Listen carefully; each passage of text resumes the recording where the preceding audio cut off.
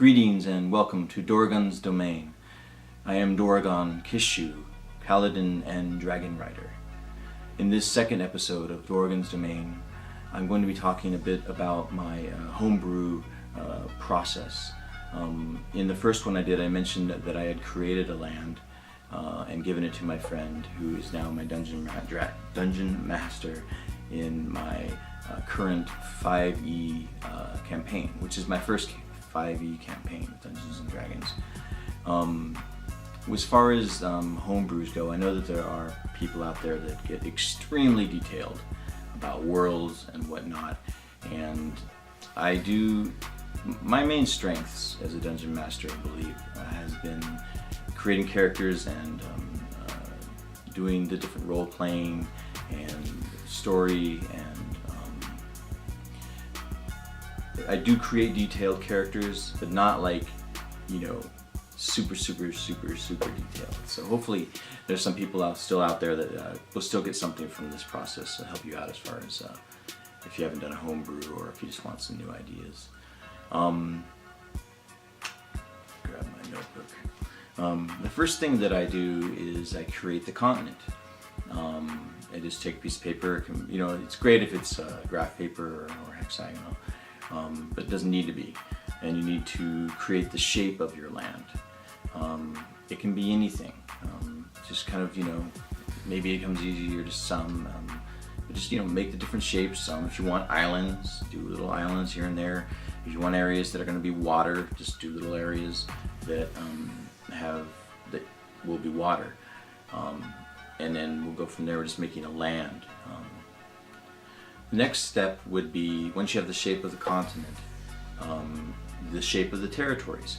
Now this is something that you can do. You may have certain areas that you want to be a certain way, a certain size.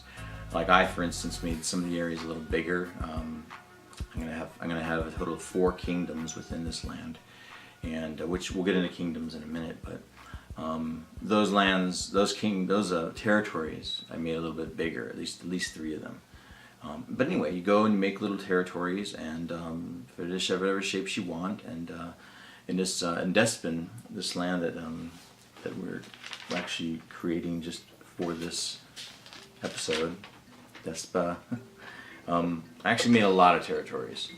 And some of the other maps and lands I've made, they were bigger. This one has a lot of littler ones, so more to fill with creatures and whatnot.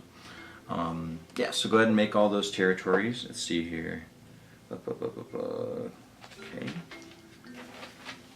The next exercise, you have to figure out what terrain you want. Meaning mountains, forest, woods, that kind of thing.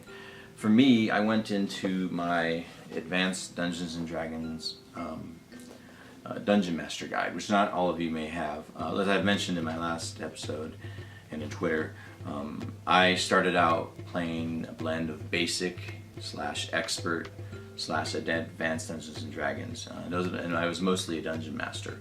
I recently bought the 5e player's manual, and am in my first 5e campaign. I'm really loving the system, as I mentioned in my last vlog, but I don't have the Dungeon Master's Guide yet, so just throwing that all out there. So anyway, I went into page 184 in the Advanced Dungeons and Dragons, and I made a list of different terrains, or I took it from the list there. It was a wandering monster chart, and the only thing I changed was, let's see here, there wasn't rocks. I put rocks in as a replacement. I'll just throw that list on the screen here. Let's see here. So mountains can be rendered. Yeah, so you can, if you're happening to want northern mountains, go ahead and put some mountains in the northern territories, you know. And then other than that, you can do a random one. And then sometimes, like I had instances where I did forest and then I rolled a swamp or marsh next to it, and I didn't like that, so I did another forest.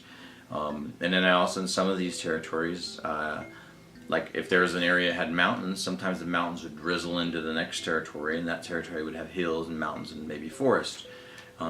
a lot of them are pure one thing, but some of them blend with the ones that they're next to. So, and then if there's, like I said, ones that you want to do specifically by the design, has something to do with something you intend as far as campaigns.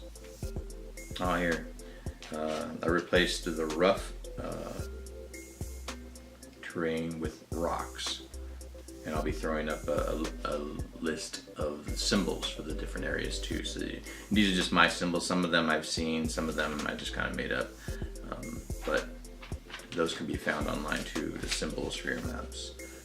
Yeah, so like I said, you know, it's up to you. You know, you can roll randomly, or you can put things specifically that you want, or you can do a blend. Also, like I wrote here, I'm not trying to be a geographical expert, so you know, someone might say, well, that would never be next to this, or that would never be next to that. I'm not going scientific here. I'm just trying to make something that works, and yeah, I know there are people out there that really know their stuff in regards to the way that would all work. I was going to cover creatures, humanoids, races, and that kind of thing that are located in these different territories. That's another factor too. If you want, you want elves in a certain area, you might, put woods, or you put forests. That was the other thing. I also added woods to my list of terrains, because that wasn't on that page 184 as well. Yeah, I was going to do creatures, humanoids, and that kind of thing, but I decided to do kingdoms first. And like I said, I decided to do 4 kingdoms. The largest is the Kingdom of Rock, I believe it's called, and a lot of rocks around there. I also have towers surrounding as a defense for that. And then I have a kingdom which is all marsh, and that's going to be a lizard king, which is something new to me. I've never created a lizard king. And in that area I'm going to have a lot of wooden shacks connected by thin wooden bridges that lead, you've probably seen something. I think World of Warcraft had something like that. But anyway, yeah, I've seen it in other things too, where you just have like wooden piers or whatever that go from one shack to another. I'm going to have a lot of those in this one, where the Kingdom of the Lizard is. That's north of the Kingdom of Rock. Let's see.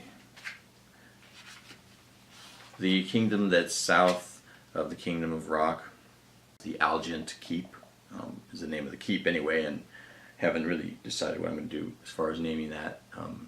The cool thing about the Algent Keep, it's the second largest land territory, and maybe it's really close to the same size as the Kingdom of Rock, but cool thing about it is it has a lot of rocky terrain in the northern part, which is just like the Kingdom of Rock. But then there is the keep, then that king has created a huge wall that's designed to discourage the Kingdom of Rock from trying to go into or attack the Algent Keep. So there's this huge wall to help defend that, which I'm really looking forward to using if I use this or give it to my friend. And then one last kingdom, which is a little bit more to the southwest. There's a great tree in the middle of, let's see, yeah, it looks like it's in the middle of forests, or there's forest around it, and then there's mountains around that, and then there's some hills and grass and woods around that. That's the fourth, and that's probably going to be an elven kingdom. So.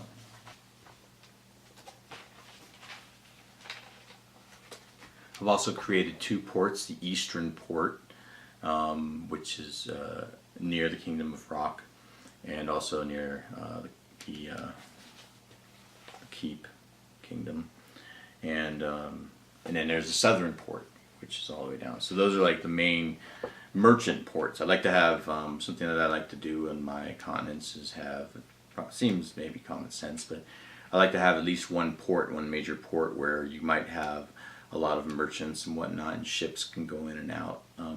The way that this land, the way that this continent is made out, there's just the eastern one and the southern one, so a lot of times people, races or whatnot, will have to travel down south or southeast to get to one of those ports, and that could or may or may not be an easy thing to do.